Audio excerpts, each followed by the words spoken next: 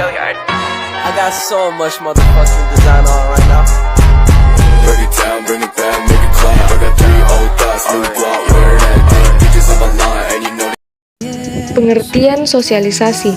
Secara luas, pengertian sosialisasi adalah suatu proses interaksi dan pembelajaran yang dilakukan seorang manusia sejak lahir hingga akhir hayatnya di dalam suatu budaya masyarakat. Sedangkan pengertian sosialisasi secara sempit berarti sebuah proses pembelajaran dari manusia agar dapat mengenali lingkungan yang kelak akan ia hidupi, baik lingkungan fisik ataupun sosial. Secara umum, pengertian sosialisasi adalah suatu proses belajar mengajar dalam berperilaku di masyarakat. Beberapa orang juga mengatakan bahwa sosialisasi adalah proses penanaman nilai, kebiasaan, dan aturan dalam bertingkah laku di masyarakat dari satu generasi ke generasi lainnya.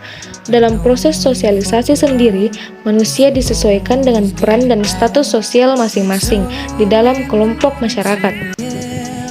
Dengan adanya proses sosialisasi, maka seseorang bisa mengetahui, memahami, sekaligus menjalankan hak dan kewajibannya berdasarkan peran status masing-masing sesuai budaya masyarakat.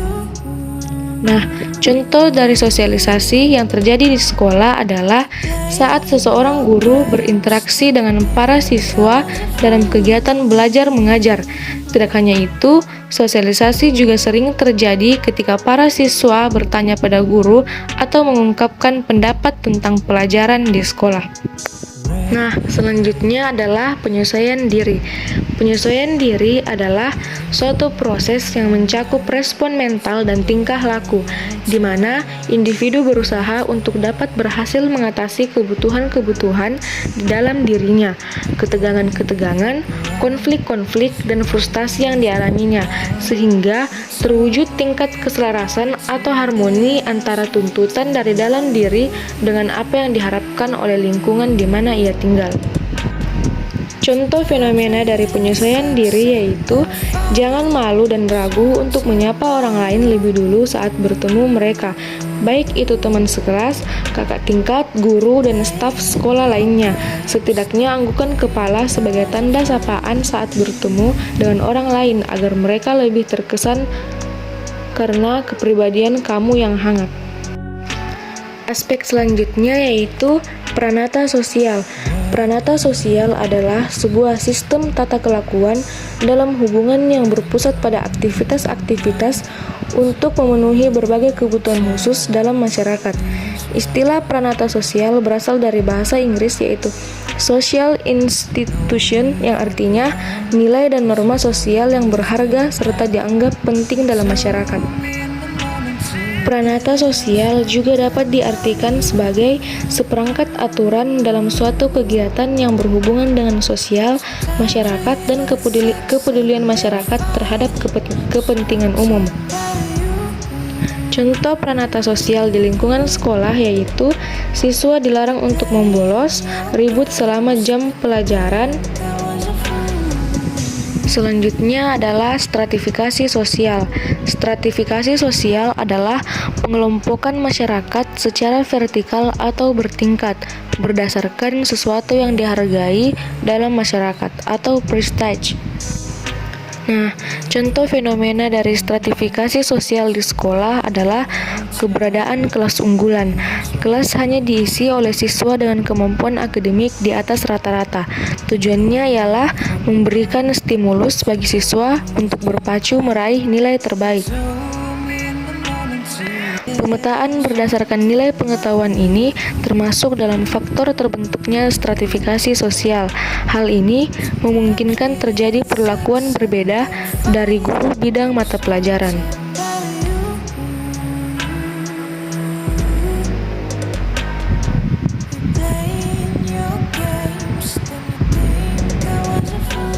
Fenomena selanjutnya yaitu mobilitas sosial. Jika dilihat dari namanya, terdapat kata mobilitas yang berarti adalah perpindahan. Maka dari itu, mobilitas sosial dianggap sebagai suatu gerakan yang ada di struktur sosial. Dari situ dapat disimpulkan bahwa Mobilitas sosial merupakan perpindahan status sosial yang dimiliki oleh individu atau kelompok ke status sosial yang lainnya. Nah, perpindahan tersebut dapat berupa sejajar atau horizontal atau naik turun atau vertikal.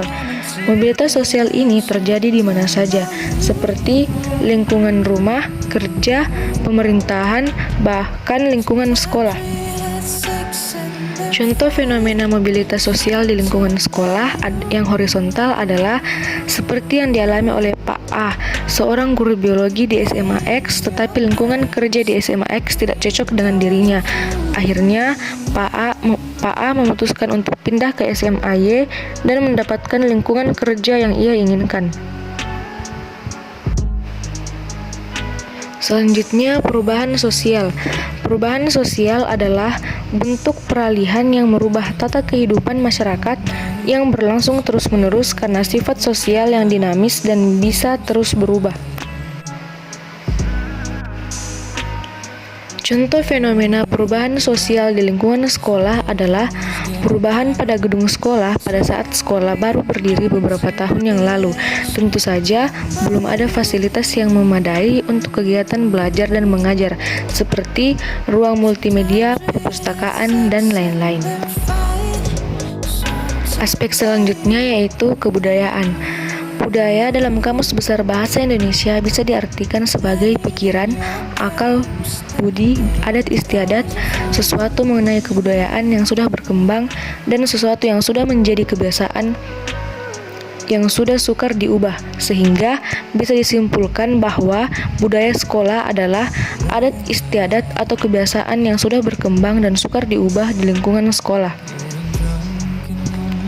Contoh fenomena kebudayaan di lingkungan sekolah yang pertama adalah gerakan literasi sekolah.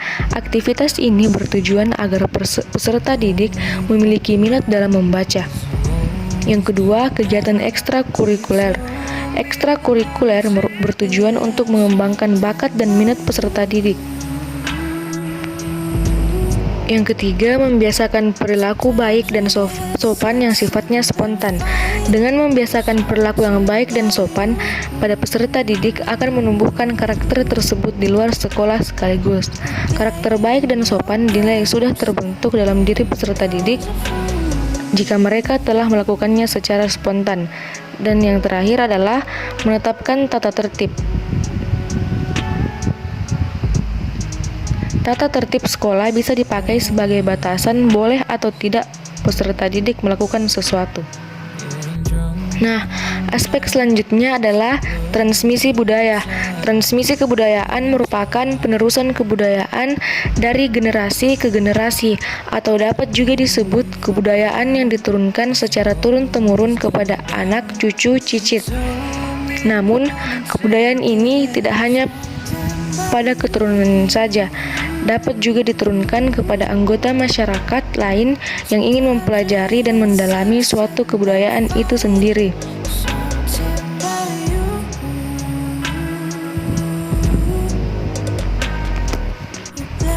Unsur-unsur kebudayaan yang ditransmisi menurut Tilaar yaitu nilai-nilai kebudayaan, adat istiadat, dan pandangan hidup yang dijadikan pegangan pada sebuah kelompok masyarakat. Proses transmisi kebudayaan meliputi imitasi, identifikasi, dan sosialisasi berkaitan mengenai cara mentransmisikan kebudayaan tersebut. Proses transmisi tentunya diperlukan bimbingan dan role model atau figur yang akan dicontoh. Peran seorang figur tentunya sangat penting untuk menunjang keberhasilan prosesnya. Contoh fenomena transmisi budaya yang terjadi di sekolah adalah adanya budaya turun-temurun berperilaku sopan kepada guru. Aspek selanjutnya yaitu budaya belajar. Budaya belajar dapat didefinisikan sebagai serangkaian kegiatan dalam melaksanakan tugas belajar yang dilakukan. Kita menjadikan belajar sebagai kebiasaan, di mana jika kebiasaan itu tidak dilaksanakan, berarti melanggar suatu nilai atau patokan yang ada, dan menjadikan belajar sebagai kegemaran dan kesenangan. sehingga motivasi belajar muncul dari dalam diri kita sendiri, yang akhirnya produktivitas belajar meningkat. Seperangkat keyakinan, gagasan, nilai, kebiasaan, dan perilaku yang berpola atau bersistem yang dimiliki oleh suatu lembaga dan atau masyarakat yang berkenaan dengan belajar.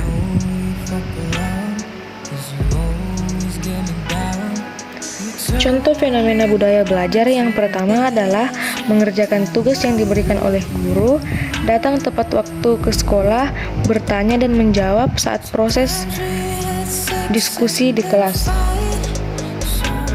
Aspek yang terakhir adalah pendidikan multikultural.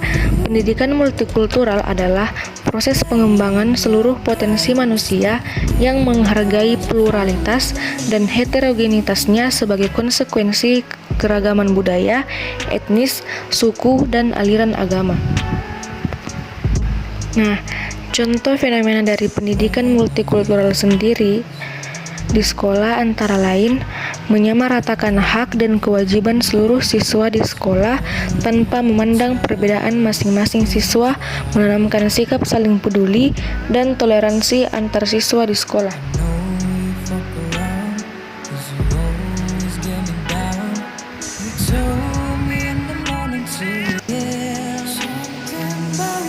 Yang terakhir adalah analisis gap dan pendidikan menurut Raden Ajeng Kartini yang telah disebutkan dalam konsep-konsep sebelumnya. Yang pertama, sosialisasi merupakan proses pembentukan individu sebagai anggota masyarakat melalui pembelajaran nilai-nilai dan norma-norma yang berlaku. Konsep pendidikan ideal menurut Kartini menekankan pentingnya pendidikan yang memberikan kesempatan kepada perempuan untuk belajar dan berpartisipasi aktif dalam kehidupan sosial. Gap yang mungkin terjadi adalah bahwa sosialisasi tradisional pada zamannya seringkali mengabaikan perempuan dan pendidikan yang terbatas bagi perempuan menjadi hambatan dalam proses sosialisasi yang sehat. Yang kedua, penyesuaian diri. Penyesuaian diri, Kartini percaya bahwa pendidikan yang ideal harus membantu perempuan dalam proses penyesuaian diri dengan perubahan sosial dan peran baru yang dihadapi oleh perempuan dalam masyarakat. Gap yang mungkin terjadi adalah bahwa kurangnya pendidikan yang memadai bagi perempuan pada masa itu membuat penyesuaian diri terhadap perubahan sosial menjadi sulit karena perempuan tidak memiliki akses yang cukup untuk mendapatkan pengetahuan dan keterampilan yang diperlukan. Selanjutnya, pranata dan stratifikasi sosial. Pendekatan pendidikan ideal menurut Kartini melibatkan perubahan dalam pranata sosial yang membatasi peran perempuan dalam masyarakat. Kartini berjuang untuk mengubah pranata sosial yang ada, seperti pola perkawinan dan peran gender yang stereotip, melalui pendidikan yang memberdayakan perempuan. Gap yang mungkin terjadi adalah bahwa pranata sosial yang kuat dan konservatif pada masa itu mungkin menjadi kendala dalam mewujudkan pendidikan ideal menurut Kartini. Stratifikasi sosial. Kartini mengkritik stratifikasi sosial yang ada di mana perempuan terjebak dalam posisi yang rendah dalam hierarki sosial. Pendidikan ideal menurut Kartini adalah pendidikan yang memberikan kesempatan kepada semua perempuan tanpa memandang status sosial atau latar belakang mereka. Gap yang mungkin terjadi adalah bahwa stratifikasi sosial yang kuat pada masa itu dapat menghambat akses perempuan dari lapisan sosial bawah ke pendidikan yang berkualitas. Aspek selanjutnya, mobilitas sosial. Kartini memperjuangkan mobilitas sosial bagi perempuan melalui pendidikan. Dia berpendapat bahwa pendidikan yang baik akan memberikan kesempatan kepada perempuan untuk meningkatkan posisi sosial mereka dan mendapatkan kesetaraan dengan pria. Gap yang mungkin terjadi adalah bahwa pada masa itu mobilitas sosial perempuan terbatas karena terkendala oleh faktor-faktor sosial dan ekonomi yang kuat. Selanjutnya, perubahan sosial. Kartini melihat pendidikan sebagai sarana untuk menciptakan perubahan sosial yang lebih adil dan setara. Dia berharap bahwa dengan memberikan pendidikan yang lebih baik bagi perempuan akan terjadi perubahan sosial yang menghormati hak-hak perempuan dan mempromosikan kesetaraan gender. Gap yang mungkin terjadi adalah bahwa pada masa itu perubahan sosial yang signifikan masih sulit dicapai karena adanya resistensi terhadap perubahan dari pihak yang lebih konservatif. Selanjutnya, kebudayaan. Dalam konteks kebudayaan, Kartini mendorong pemberdayaan perempuan melalui pendidikan. Namun, dalam beberapa kebudayaan tertentu, terutama yang masih kuat dalam norma-norma patriarki, terdapat hambatan yang menghalangi perempuan untuk mengakses pendidikan dengan bebas. Selanjutnya, transmisi budaya. Transmisi budaya yang kuat dan tidak fleksibel dapat menjadi hambatan dalam mencapai pendidikan ideal. Menurut Kartini, ketika nilai-nilai dan praktik budaya yang konservatif atau diskriminatif diteruskan secara tidak kritis, hal ini dapat membatasi perkembangan individu dan mempengaruhi inklusi dalam pendidikan. Yang terakhir adalah budaya-budaya belajar. Budaya-budaya belajar yang didasarkan pada stereotip atau prasangka dapat menyebabkan kesenjangan dalam pendidikan. Ketika budaya belajar mempengaruhi perlakuan yang tidak adil terhadap kelompok tertentu, hal ini dapat menghambat kemajuan dan inklusi dalam sistem pendidikan.